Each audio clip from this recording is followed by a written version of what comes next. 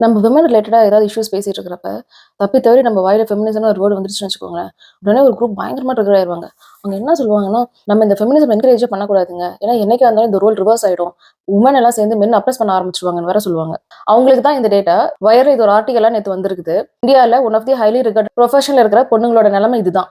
இந்த ஆர்டிகல் என்ன சொல்ல வராங்கன்னா 19.7% அதாவது கிட்டத்தட்ட 20% ஆஃப் டிஸ்ட்ரிக்ட் கோர்ட்ஸ்ல பொண்ணுங்களுக்குன்னு தனியா டாய்லெட்டே இல்ல அப்படின்னு சொல்றாங்க. அது மட்டும் இல்லாம ஃபெசிலிட்டிஸ் இருக்கிற கோர்ட்ஸ்ல ஆல்மோஸ்ட் 60% வந்து ஃபங்க்ஷனலாவே இல்லன்னு சொல்ல வராங்க.